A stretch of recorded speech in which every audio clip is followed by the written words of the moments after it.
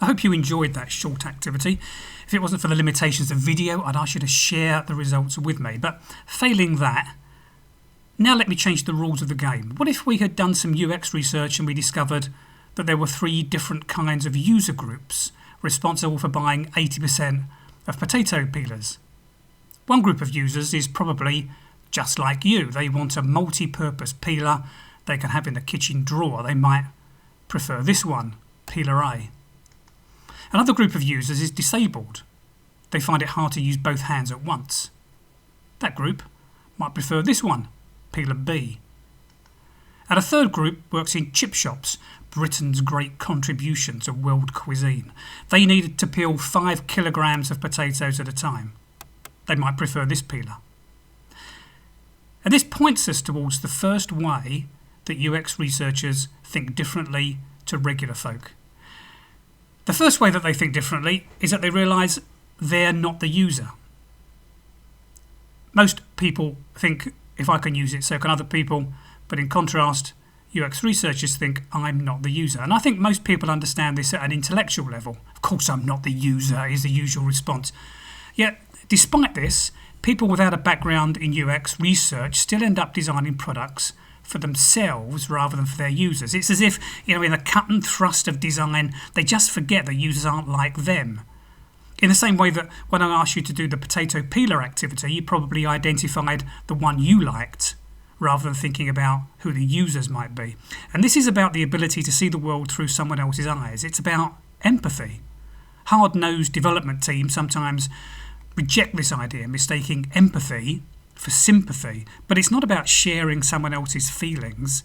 It's about seeing your user's world through a different pair of eyes, or to know what it's like to walk in their shoes. It's about avoiding egocentrism. It's about realising that other people are different and that those differences are not deficits but alternative worldviews. In other words, it's not about bringing other people round to your way of thinking. It's about bringing your design around to their way of thinking. And many people find this incredibly hard to do. They can't understand how people can see the world differently from them. But without this understanding, doing good design, or even realising that you need to do UX research to discover these different worldviews, becomes impossible. Here's an example of this from the UK's tax authority.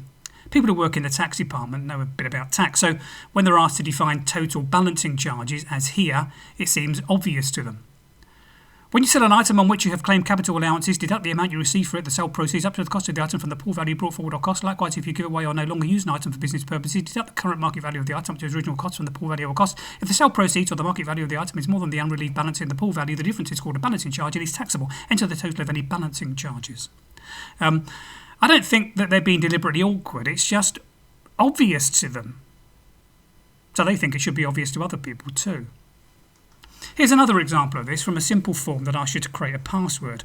The people who designed this know how to use regular expressions. A regular expression is a special text string for describing a search pattern. You can think of regular expressions as wildcards on steroids. You might be familiar with wildcard notations such as *.txt to find all text files in a file manager. But the problem is, most ordinary folk don't know what a regular expression is, much less how to create a string that matches it. This is an example of a development team thinking that users are just like them when they're not. As we're talking about forms, here's another example. Experienced users probably know that this is placeholder text, but I've seen scores of usability tests where people are confused by this. Some users think placeholder text is a default answer in an input field. They try to delete it and can't. They think the form is broken. So understanding that I am not the user is a key way that the UX researcher thinks differently to other people. They do their best not to be influenced by what they personally like or dislike, and instead they ask, who are the users? What are they trying to do? They appreciate that they're not the user, so they use every opportunity they can to get in front of users and see the world through their eyes. In the next video, we'll turn to the second way that UX researchers think that's different to most people.